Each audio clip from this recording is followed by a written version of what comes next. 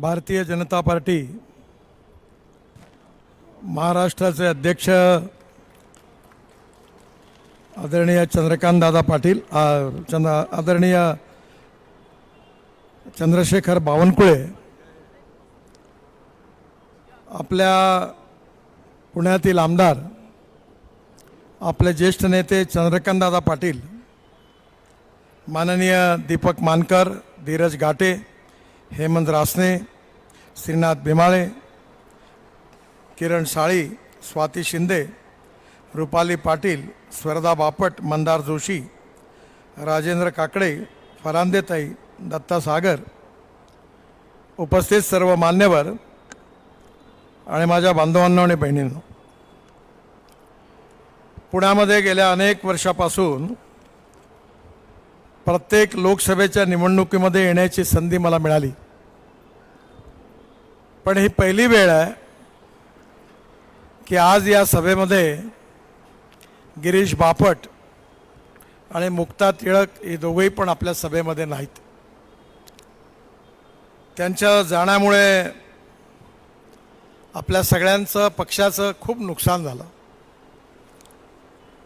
गिरीश बापट आणि मी मिळून युवा मोर्चाचं काम केलं आणि अनेक वर्ष त्यांचा माझा अतिशय जवळचा संबंध होता. पुण्यातून आमदार म्हणून, पुण्याचा खासदार म्हणून गिरीश बापट यांनी सातत्याने पुण्याच्या विकासाकरता काम केलं. मुक्ता टिळक देखील पुण्याच्या महापौर होत्या. भाजपच्या पहिल्या महापौर म्हणून त्यांना कार्य करण्याची संधी मिळाली आणि ज्यावेळी मी भारतीय जनता पार्टीचा प्रदेशाचा अध्यक्ष होतो त्यावेळी महापौर पदाच्या करता त्यांची निवड झाली आणि स्वाभाविकपणे पुण्याच्या इतिहासामध्ये त्यांच्या रूपाने एक महापौर, पुण्याच्या जनतेला चांगला यशस्वी महापौर मिळाला. त्या दोघांनाही पण मी माझ्याकडनं आदरांजली वाहतो.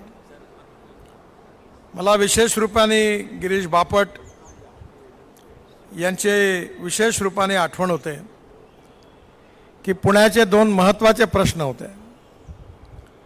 एक, पुण्याची मेट्रो सुरू होत नव्हती आणि दुसरं, पुण्याच्या विमानतळाचा प्रश्न सुटत नव्हता.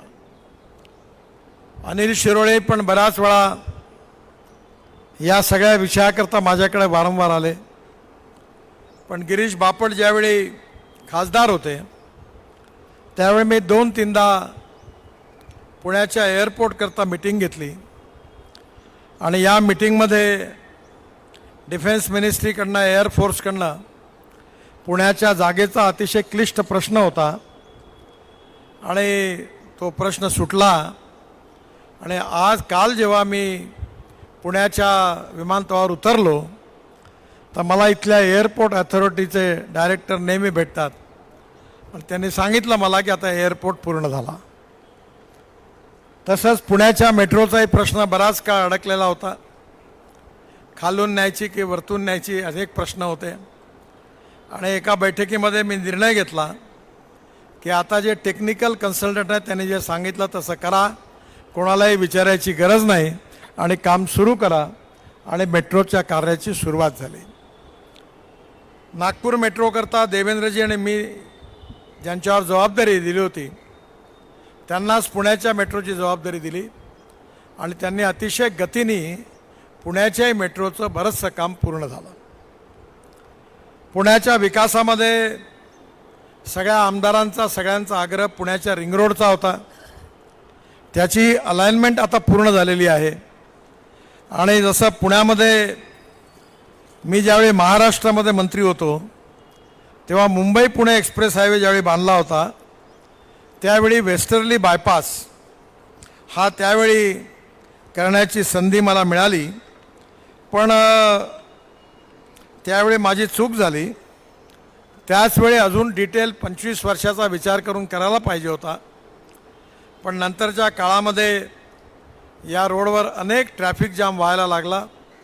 त्यामुळे अतिशय IIT, चांगले कन्सल्टंट यांच्याशी कन्सल्ट करून हे जे चांदणी चौकाचं डिझाईन तयार झालं आणि तोही प्रकल्प पूर्ण झाला आणि ज्यामुळे पुण्यातला एक ट्रॅफिक जॅमचा महत्त्वाचा प्रश्न सुटला. पुण्यामध्ये रिंग रोड होणार आहे आणि या रिंग रोडला बाहेरच्या बाहेर पुण्यात येणारे राष्ट्रीय महामार्ग जुळणार आहेत. त्यामुळे नक्कीच पुण्याच्या आतमध्ये पोल्युशन आणि ट्रॅफिक जॅम निश्चितपणे कमी होईल. वायू प्रदूषण, ध्वनी प्रदूषण आणि रोड ॲक्सिडेंट्स ही पुण्यातली मोठी समस्या आहे. पण मला विश्वास आहे की या रिंग रोडमुळे नक्कीच होईल आणि याच रिंग रोडमुळे पलीकडे पुणे ते औरंगाबाद हा द्रुतगती महामार्ग बांधण्याचा आम्ही निर्णय घेतला आणि ते काम आता महाराष्ट्र सरकारच्या दीक्षित साहेब ज्याचे MD आहेत त्या कॉर्पोरेशनला दिलं आणि पुणे ते औरंगाबाद हे केवळ 2 तासात पूर्ण होईल असा विश्वास मी आपल्या सगळ्यांना देतो.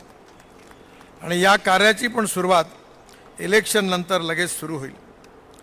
मला अतिशय आनंद आहे की त्याचबरोबर पुणे ते बेंगलोर याही रस्त्याची अलाइनमेंट पक्की झालेली आहे आणि याही रस्त्याचं काम इलेक्शनच्या नंतर आपण सुरू करण्याचा प्रयत्न करणार आहे. महाराष्ट्रात 206 किलोमीटर आणि कर्नाटकमध्ये 493 किलोमीटर, बारामती, सातारा, माढा, सांगली या जिल्ह्यातल्या साधारण मागासलेल्या भागातून हा हायवे जात असल्यामुळे नक्कीच याच्यामुळे पुण्याच्या विकासामध्ये मोठं परिवर्तन होईल असा मला विश्वास आहे. पुण्यामध्ये विशेषतः या सगळ्या प्रकल्पाच्या बरोबर पुणे अहमदनगर हा रस्ताही माझ्या काळात मी मंत्री असताना महाराष्ट्रात त्यावेळी हा रस्ता मी बांधला होता. पण नंतर ट्रॅफिक खूप वाढलं. त्यामुळे ज्या पुण्याकरता आम्ही 3 प्रकल्प नक्की केलेले आहेत. एक नाशिक फाटा ते खेड हा डबल डेकर एलिव्हेटेड हायवे बांधायचा आमचा प्रयत्न आहे. जवळपास 10,000 कोटी रुपये त्याला लागणार आहे. हा 6 पदरी करणार आहे आणि मला विश्वास आहे की हा प्रोजेक्ट आता SFC झाली आहे. कॅबिनेटचा अप्रुव्हल फक्त अडकला आहे आणि ते मिळालं की इलेक्शन झाल्यानंतर या रस्त्याच्या कामाला सुरुवात होईल. हा अतिशय महत्त्वपूर्ण पुणे नाशिकच्या याच्यात जनतेकरता विशेष रूपाने उपयोगाचा आहे. तळेगाव चाकण शिकापूर इथे पण एक एलिव्हेटेड हायवे डबल डेकर त्याची योजना केली. याची किंमत 8,000 कोटी आहे आणि हाही पण तळेगाव चाकण शिकापूर या 54 किलोमीटर लांबीत दुमजली उड्डाणपूल आम्ही करणार आहे. त्यालाही पण मंजुरी मिळालेली आहे आणि इलेक्शनच्या नंतर त्याही प्रकल्पाच्या कामाची सुरुवात होणार आहे. पुणे ते शिरूर 62.25 किलोमीटर असा एलिव्हेटेड हायवे हा जवळपास 12,000 कोटी रुपयाचा आहे आणि पुणे अहमदनगर मार्गावर खूप औद्योगिकरण झालं. तळेगाव चाकण भोसरी शिक्रापूर रांजणगाव या वाढत्या रहदारीमुळे हाही पण होणार आहे. 6 लेन खाली 6 लेन वर असे एकूण 12 लेन असलेला हा डबल डेकर फ्लायओव्हर याचंही पण काम इलेक्शनच्या नंतर सुरू होईल असा मी आपल्याला सगळ्यांना विश्वास देऊ इच्छितो. नवीन कात्रजचा बोगदा रावेत एलिव्हेटेड हायवे हा 38 किलोमीटर आहे, 6,000 कोटीचा. या सगळ्या प्रकल्पाला मंजुरी मिळालेली आहे. वेस्टर्न बायपासवरील किवळे चौक, पुनावळे भुयारी मार्ग, ताथोडे भुयारी मार्ग, भूमकर चौक, वाकड चौक, नवले पूल या 38 किलोमीटर लांबीत बरीच वाहतूक कोंडी आहे. मुंबईहून पुण्याकडे येताना किवळे चौक ते नवले पुलाच्या दरम्यान जी वाहतूक कोंडी होते ती सोडण्याकरता या भागात देखील एलिव्हेटेड कॅरिडॉर आम्ही बांधणार आहे. त्याचाही DPR तयार झालेला आहे आणि त्यामध्ये 6 लेन खाली 6 लेन वरती असा एलिव्हेटेड हायवे आणि कॅरिडॉर आणि सर्व्हिस रोड असा राहणार आहे. त्यामुळे नक्कीच 1.5 तास ज्या ठिकाणी लागायचा त्या ठिकाणी अर्ध्या तासात हे काम होईल आणि याचंही काम इलेक्शनच्या नंतर सुरू होईल असा मी आपल्या सगळ्यांना विश्वास देतो. पुण्याच्या आसपासमध्ये पश्चिम महाराष्ट्रामध्ये जवळपास माझ्याच विभागातून 2 लाख कोटी रुपयापेक्षा जास्त कामं झाली. आता दीपक मानकर यांनी जसा अक्कलकोटचा उल्लेख केला तसं महाराष्ट्राचं दैवत म्हणजे पंढरपूर आहे आणि देहू तुकाराम महाराजांचं आपलं सगळेजण तुकाराम महाराज आपलं दैवत आहे आणि आळंदी ज्ञानेश्वर महाराजांची, आणि दरवर्षी देहू आळंदीपासून पंढरपूरपर्यंत आपल्या पालखी मार्गा जी यात्रा निघते त्याकरता 12,000 कोटी रुपये खर्च करून एक मोठा पालखी मार्ग आपण जवळपास आता पूर्ण करत आणलेला आहे आणि इलेक्शनच्या नंतर त्याचंही उद्घाटन होणार आहे. मी स्वतः ही काळजी घेतली आहे की ज्ञानेश्वरीमध्ये वृक्षवल्ली म्हणून ज्याचा उल्लेख ज्ञानेश्वर महाराजांनी केलेला आहे, ती झाडं या रस्त्याच्या बाजूला लावून याला भक्ती मार्गामध्ये त्याचं रूपांतर करण्याचा प्रयत्न केला. मला अतिशय आनंद आहे की या निमित्ताने महाराष्ट्रामध्ये ही सगळी कामं करण्याची संधी मला मिळाली. मी गेल्या 10 वर्षामध्ये महाराष्ट्राला रोड करता 5 लाख कोटी रुपयापेक्षा जास्त पैसे दिले. पुणे सातारा या रस्त्याबद्दल अनेक अडचणी होत्या, त्या सुटल्या आणि आता पुणे ते कोल्हापूर ह्या मार्गाचं विस्तारीकरण देखील सुरू झालेलं आहे. पुणे हे एकंदरीतच फास्टेस्ट ग्रोईंग सिटी आहे आणि म्हणून मी नेहमी असं म्हणतो की पुण्याकरता जसं मुंबई नवी मुंबई झालं तसं पुणे आणि नवीन पुणे करण्याची गरज आहे. आता मुरलीधर मोहोळ खासदार बनणार आहेत, त्यांनी नक्की या प्रस्तावावर विचार करावा, कारण पुण्यामध्ये ट्रॅफिक कंजेशन, प्रदूषण, ॲक्सिडेंट्स या सगळ्या समस्यांमुळे पुणे त्रस्त आहे. विमानतळाची कॅपॅसिटी आता वाढली आहे, पण वाढलेली कॅपॅसिटी देखील अपुरी पडणार आहे. पुण्यातल्या स्वारगेटच्या एस टी स्टँडवर जशी गर्दी होते तशी पुण्याच्या एअरपोर्टवर गर्दी आहे आणि म्हणून येणाऱ्या काळामध्ये नवीन एअरपोर्ट ही देखील पुण्याची गरज आहे. मला विश्वास आहे की आपण 1947 पासून तर आजपर्यंत या 75 वर्षामध्ये 60 वर्ष काँग्रेस पक्षाला काम करण्याची संधी मिळाली आणि ही जी संधी मिळाली या 60 वर्षामध्ये प्रश्न समस्या सुटण्याच्या ऐवजी गंभीर बनल्या. पण 10 वर्षामध्ये मोदींच्या सरकारमध्ये मोदींच्या नेतृत्वाखाली आपलं सरकार आलं आणि या सरकारने संपूर्ण देशाच्या इन्फ्रास्ट्रक्चरचा बदल केला. आज आपण भारतातल्या कुठल्याही राज्यात जा, कुठल्याही जिल्ह्यात जा, सगळीकडे आपल्याला चांगले रस्ते बघायला मिळतील.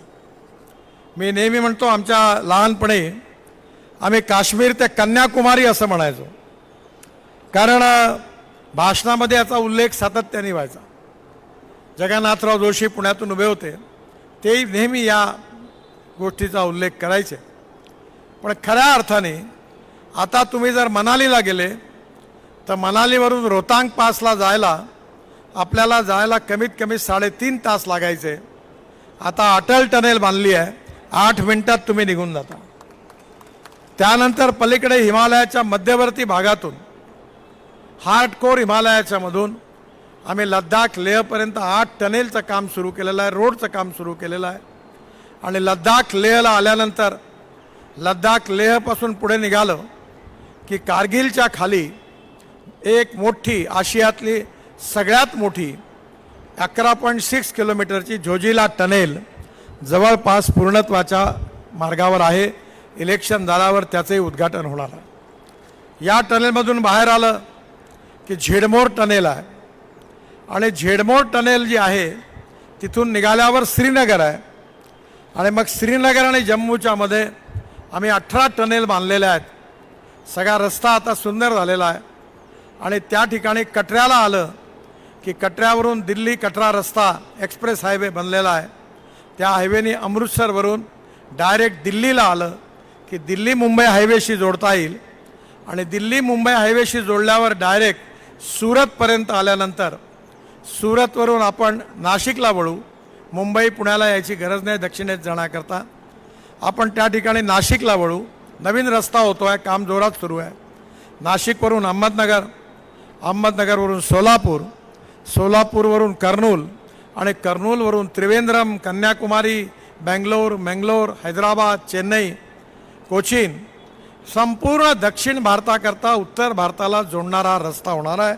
आणि दिल्ली ते चेन्नई हे अंतर 320 किलोमीटर कमी होणार आहे. म्हणजे काश्मीर ते कन्याकुमारी हे खऱ्या अर्थाने स्वप्न पूर्ण होणार आहे. यावर्षी डिसेंबरपर्यंत हे पूर्ण होईल. पण यात सगळ्यात मोठा फायदा पुणेकरांना आणि मुंबईकरांना आहे. आज जो पूर्ण उत्तरेतला ट्रॅफिक हा जो दक्षिणेत जातो, तेलंगणा, आंध्र प्रदेश, कर्नाटक, तामिळनाडू, केरळ, आता तो ट्रॅफिक मुंबई पुण्याला येणार नाही, कोल्हापूर आणि सोलापूरला जाणार नाही, हा सुरतवरूनच वळून जाईल. त्यामुळे पुणे आणि मुंबईतलं ट्रॅफिक कंजेशन आणि प्रदूषण कमी होण्याकरता मोठी मदत मिळेल. हे देखील पुण्याकरता मोठं वरदान आहे. मोदीजी जेव्हा प्रधानमंत्री झाले तेव्हा आमच्या सरकारने हायेस्ट प्रायोरिटी ही इन्फ्रास्ट्रक्चर डेव्हलपमेंट करण्याकरता दिली. इन्फ्रास्ट्रक्चर डेव्हलपमेंट याकरता महत्त्वाचं आहे की ज्या ठिकाणी पाणी आहे, वीज आहे, रस्ते आहे, दळणवळणाची साधनं आहे, त्या ठिकाणी उद्योग आणि व्यापार वाढतो. आणि ज्या ठिकाणी उद्योग आणि व्यापार वाढतो तिथे रोजगार निर्माण होतो, गरिबी आणि भूकमरी दूर होते. आणि म्हणून आपल्या देशाला सुखी, समृद्ध, संपन्न केलं पाहिजे. आपल्या देशाला जगातली तिसरी अर्थव्यवस्था आपण बनवलं पाहिजे. आपल्या देशाची $5 ट्रिलियन इकॉनॉमी झाली पाहिजे. आपला देश खऱ्या अर्थाने सुखी, समृद्ध, संपन्न झाला पाहिजे. या भूमिकेतूनच उत्तम इन्फ्रास्ट्रक्चर या देशात विकसित झालं आणि आज आपलं एक्सपोर्ट हे जवळपास 3 पटीने वाढलं. आपलं ॲग्रिकल्चर एक्सपोर्ट पण 3 पटीने वाढलं. भाजीपाला, फळं, फुलं, द्राक्ष हळूहळू एक्सपोर्ट होणार आहे. आणि त्यामुळे येणाऱ्या काळामध्ये गाव, गरीब, मजदूर, शेतकरी यांचंही कल्याण होणार आहे आणि देश प्रगती आणि विकासावर पुढे चाललेला आहे. मला विश्वास आहे की देशाला जर पुढे न्यायचं असेल तर इम्पोर्ट कमी केलं पाहिजे आणि एक्सपोर्ट वाढवलं पाहिजे. आपल्या देशामध्ये 16 लाख कोटी रुपये आपण fossil fuel, petrol, diesel import करण्याकरता खर्च करतो. आमच्या सरकारने इथेनॉल आणलं. पुण्याच्या आसपास पश्चिम महाराष्ट्रामध्ये इथेनॉल तयार होतं. पुण्यामध्ये प्रधानमंत्र्यांनी 2 इथेनॉलचे पंप पण सुरू केले आणि आता इंडियन ऑइल 300 इथेनॉलचे पंप सुरू करणार आहे.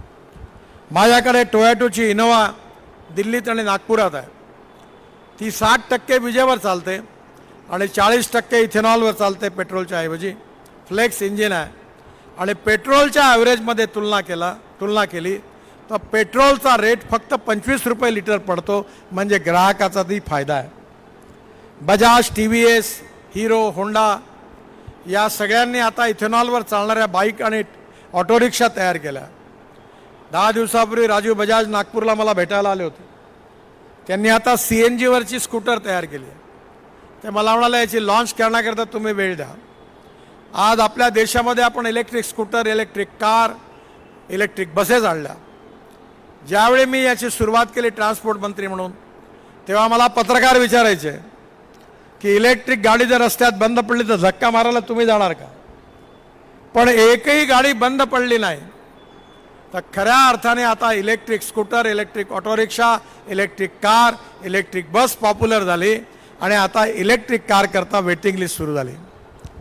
केवळ आपल्या देशामध्ये नाही तर आता आपल्या इलेक्ट्रिक बसेस आणि आपल्या गाड्या जगात निर्यात व्हायला लागल्या.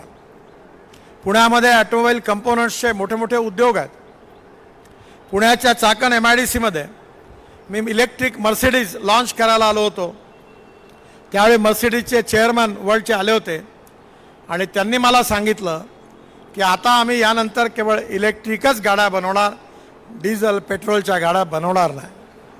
आणि म्हणून import substitute, cost effective, pollution free आणि इंडिजिनियस याच्या आधारावर आज ऑटोमोबाईल इंडस्ट्रीचा विकास झालेला आहे.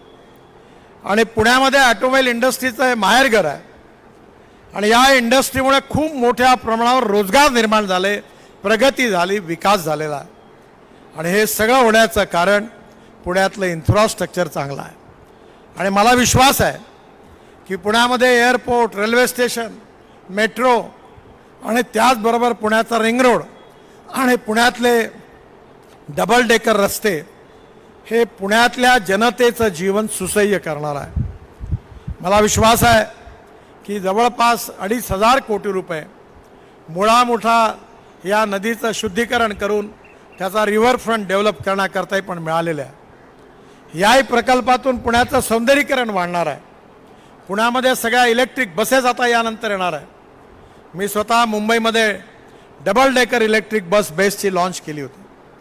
त्यामुळे येणाऱ्या काळात हे जे परिवर्तन झालं याची तुलना आपण जर 60 वर्षाच्या काँग्रेस सरकारशी जर केली आणि 10 वर्षाच्या मोदीच्या सरकारांनी केलेलं काम याची तुलना केली तर जे काँग्रेसवाल्यांनी 60 वर्षात नाही केलं त्याचं 3 पट काम आम्ही या 10 वर्षात करून दाखवलं. या देशाचा विकास झाला पाहिजे, शेतकऱ्याचा, शेतमजुराचा, सगळ्यांचा विकास होऊन भारत समृद्ध संपन्न झाला पाहिजे, हाच आमचा कार्यक्रम आहे. या देशामध्ये 47 साली 3 विचारधारा मोठ्या होत्या. एक काँग्रेसची लोकतंत्र समाजवादी विचारधारा होती, दुसरी विचारधारा समाजवादी पार्टीची होती, तिसरी विचारधारा कम्युनिस्ट पार्टीची होती आणि त्याचबरोबर एक स्वतंत्र पक्ष होता, त्यांची भांडवली व्यवस्थेचे ते समर्थक होते, लिबरल आर्थिक इकॉनॉमीचे समर्थक होते. या 4 विचाराची चर्चा होती. कम्युनिस्ट पार्टी संपली. आज चीनमध्ये आणि रशियामध्ये केवळ लाल झेंडा दिसतोय. मी जेव्हा चीनमध्ये भारतीय जनता पार्टीचा अध्यक्ष असताना चीनच्या अध्यक्षांनी आम्हाला आमंत्रित केलं होतं, त्यावेळी गेलो होतो. पूर्ण चीनमध्ये पब्लिक प्रायव्हेट इन्व्हेस्टमेंट आली आणि कम्युनिस्ट विचारधारा संपली. रशियामध्ये गेलो, रशियातही आता नाही आहे. हंगेरी नावाचा देश आहे, त्याची राजधानी आहे बुडापेस्ट. तिथे एक बगीचा आहे आणि त्या बगीचाच्या कोपऱ्यामध्ये मोठ्या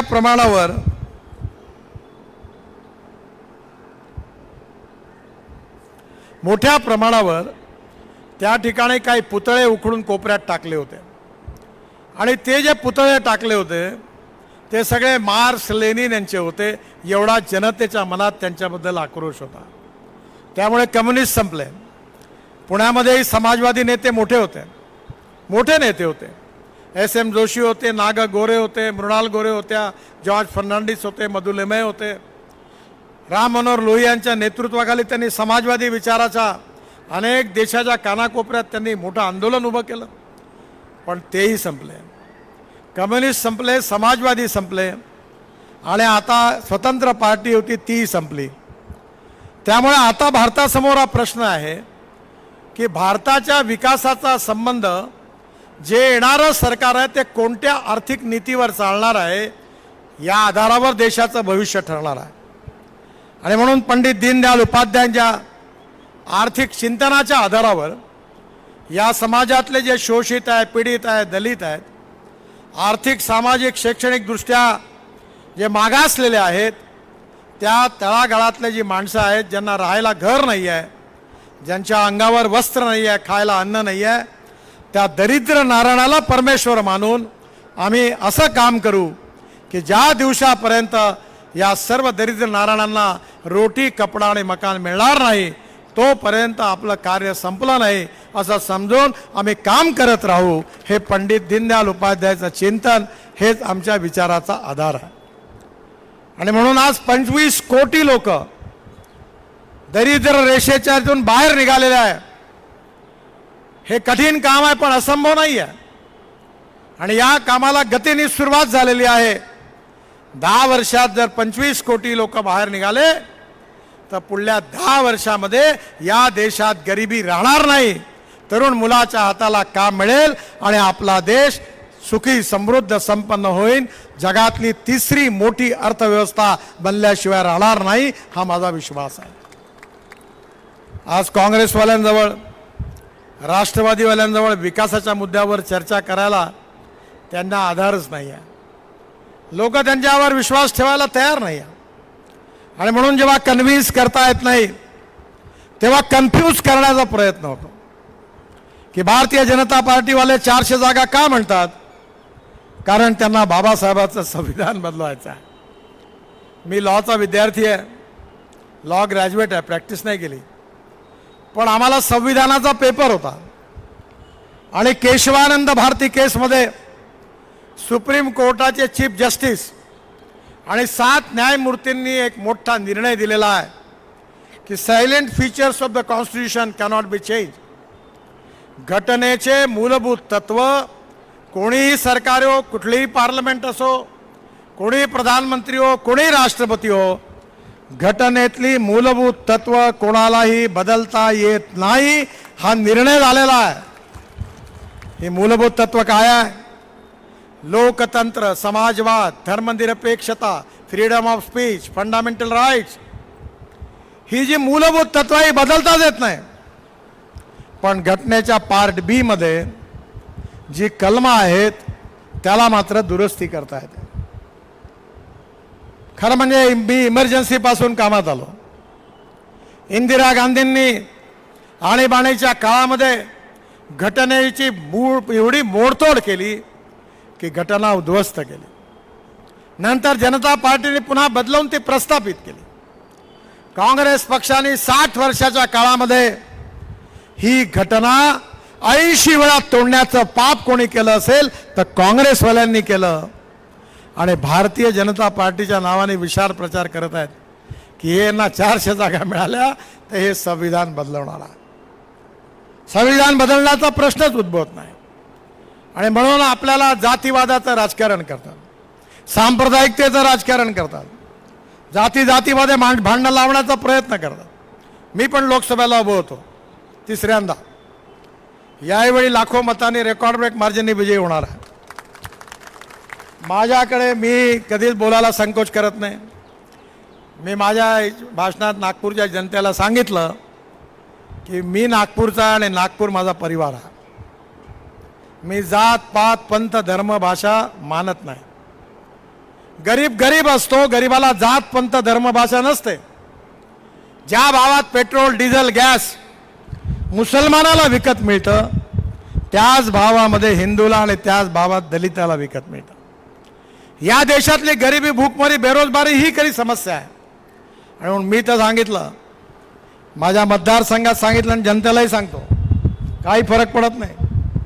मी एकदा परवा बिहारमध्ये होतो, नंतर काल ओरिसात होतो. कुठेही फरक पडत नाही. जे पुढारी आपल्या कामाने निवडून येत नाहीत, जनतेचा विश्वास संपादन करत नाही, ते जातीच्या ढाली पुढे करतात. मी माझ्या मतदारसंघात सांगितलं, जो करेगा जात की बात उसको कसके पडेगी लात. माझ्याकडे कोणी नाही शिष्टमंडळ घेऊन. हे बावनकुळे साहेबांना माहिती आहे. मी या भानगडीत नाही पडत. पण मला आनंदाने तुम्हाला सांगतो, सर्व जात पंथ धर्म भाषेच्या लोकांनी बहुमताने मला मतं दिली आणि माझ्या पदयात्रेत ठिकठिकाणी स्वागत केलं. आणि म्हणून भारतीय जनता पार्टीची जी विचारधारा आहे की या समाजातली छुवाछूत, अस्पृश्यता, जातीयता नष्ट झाली पाहिजे आणि खऱ्या अर्थाने शिवशाही आणि रामराज्याची स्थापना झाली पाहिजे. छत्रपती शिवाजी महाराज आमचं दैवत आहे. माझ्या दिल्लीच्या माझ्या घरी आणि ऑफिसमध्ये आई वडिलांचा फोटो नाही आहे, पण छत्रपती शिवाजी महाराजांचा फोटो आहे. आदर्श राजा, आदर्श पिता, आदर्श पुत्र, आदर्श शासक, आदर्श योद्धा, आदर्शाच्या सगळ्या परिमाणामध्ये परिपूर्ण असणारा इतिहासातला एकमेव राजा म्हणजे छत्रपती शिवाजी महाराज. यशवंत, कीर्तिवंत, वरदवंत, सामर्थ्यवंत, जाणता राजा, निश्चयाचा महामेरू, बहुत जनासी आधारू, अखंड स्थितीचा निर्धारू, श्रीमंत योगी. मला सांगा, खरं म्हणजे सेक्युलर शब्दाचा इंग्लिश डिक्शनरीमध्ये अर्थ आहे सर्व धर्म समभाव. धर्मनिरपेक्षता अर्थ नाही आहे. मी विचारलंय का काँग्रेसवाल्याला की इंदिरा गांधी आणि राहुल गांधी धर्मनिरपेक्ष होते तर त्यांच्या मृत्यूनंतर ब्राह्मण बोलावून मंत्राग्नी कशाला दिला? त्याचं उत्तर नाही आहे. सेक्युलरचा अर्थ आहे सर्व धर्म समभाव. आणि हा सर्व धर्म समभाव या देशात कोणी प्रस्थापित केला असेल तर त्या राजाचं नाव आहे छत्रपती शिवाजी महाराज. अनेक युद्ध जिंकले, अनेक राजे शरण आले, पण त्या ठिकाणी एकही मस्जिद तोडण्याचं पाप शिवाजी महाराजांनी आपल्या आयुष्यात कधी केलं नाही. अनेक राजे शरण आले, जिंकल्यानंतर आया बहिणी यांना त्यांनी सुटका केली, ओटी भरली, आणि त्यांना सुखरूपपणे त्यांच्या घरी पोहोचवून दिलं. हा छत्रपती शिवाजी महाराजांचा सर्व धर्म समभाव आणि या काँग्रेसवाल्यांच्या भाषेतला प्रचलित सेक्युलर वाद हा खऱ्या अर्थाने कोण कोणाला शिकवणार आहे? ॲपिजमेंट ऑफ मायनॉरिटीज म्हणजे सेक्युलरवाद नाही आहे, तर justice with all and appeasement of none हा सर्व धर्म समभावाचा प्रमुख भाग आहे. आणि म्हणून जात, पंथ, धर्म, भाषा, सेक्स याच्या आधारावर कुठलंही डिस्क्रिमिनेशन न करता बाबासाहेब आंबेडकरांनी सांगितलेली सामाजिक समता, आर्थिक समता या समाजात प्रस्थापित करून छुआछूत, अस्पृश्यता, जातीयता समूळ नष्ट करून महात्मा ज्योतिबा फुलेंनी सांगितलेली, राजर्षी शाहू महाराजांनी सांगितलेली समता या समाजात प्रस्थापित करणं हेच आमचं उद्दिष्ट आहे, हेच भारतीय जनता पार्टीचं उद्दिष्ट आहे आणि हाच आमचा विचार आहे. एकीकडे ज्ञान, विज्ञान, तंत्रविज्ञान, innovation, entrepreneurship, science, technology, research, skill याला आपण नॉलेज म्हणतो. पुणे हे ज्ञानाचं माहेरघर आहे आणि conversion of knowledge into wealth आणि conversion of waste into wealth या दोन गोष्टी मी नेहमी सांगतो. मी 8 वर्षापासून नागपूर शहरातलं टॉयलेटचं पाणी आम्ही विकतो. टॉयलेटचं पाणी कोराडी आणि खापरखेड्याच्या पॉवर प्रोजेक्टच्या महाराष्ट्र सरकारला देतो आणि ते टॉयलेटचं पाणी विकून 8 वर्षापासून आम्ही 300 कोटी रुपये वर्षाचे कमवतो. 300 कोटी. आता आम्ही एक नवीन प्रोजेक्ट टाकला आहे. आमच्या शहरामध्ये असं शहर आहे की 24/7 देशातलं एकमेव शहर आहे. 24 तास पाणी, 24 तास पाणी. झोपडपट्टीमध्ये पाणी, सगळीकडे पाणी. 70% नागपूरकरांना 24 तास पाणी. आणि तिसरं आम्ही आता असं केलं की सॉलिड वेस्ट मॅनेजमेंटमध्ये कचऱ्यातून प्लॅस्टिक, मेटल, ग्लास आणि ऑर्गॅनिक वेस्ट बाहेर काढायची. मी ट्रान्सपोर्ट मंत्री आहे. माझ्याकडे हायड्रोजनची गाडी आहे, मर्सिडीजपेक्षाही चांगली आहे दिल्लीत. आणि आता हायड्रोजन आपलं भविष्य आहे. मेटल रिसायकलिंग होतं, ग्लास रिसायकलिंग होतं आणि प्लॅस्टिकपासून आम्ही आता क्रूड पेट्रोल तयार केलं आहे. ते 50% डिझेलमध्ये टाकतो आणि ऑर्गॅनिक वेस्टपासून bio CNG, bio LNG 30 ton प्रतिदे तयार होणार आहे. आणि त्याचबरोबर त्यातून पुढे हायड्रोजनचा प्लॅन्ट टाकणार आहे.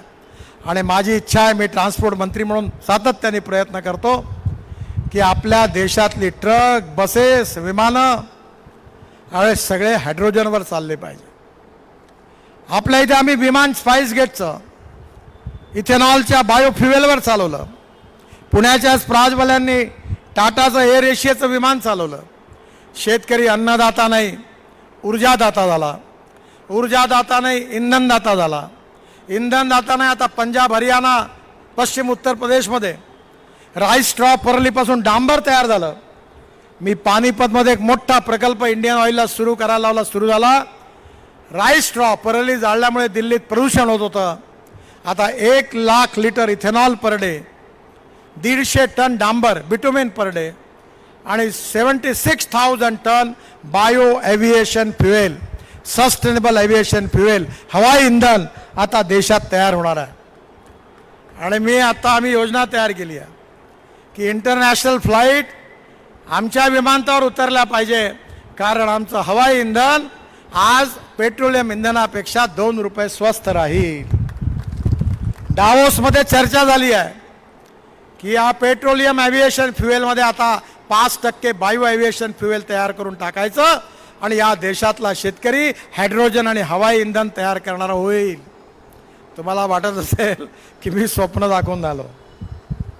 मी स्वप्न दाखवणारा नेता नाही आहे. मी जे बोलतो तेच करतो, जे करतो तेच सांगतो. आणि म्हणून पत्रकार बंधूंना सांगतो, माझ्या भाषणं तुम्ही रेकॉर्ड करून घ्या आणि माझ्या भाषणातली एकही गोष्ट झाली नाही तर ब्रेकिंग न्यूज लावा. आजपर्यंत एक मायचा लाल पैदा नाही झाला की ज्याने मला म्हटलं की तुम्ही हे केलं नाही. हे होणार आहे. हा देश बदलणार आहे. गरिबी दूर होणार आहे. स्मार्ट सिटी नाही तर स्मार्ट विलेज होणार आहे.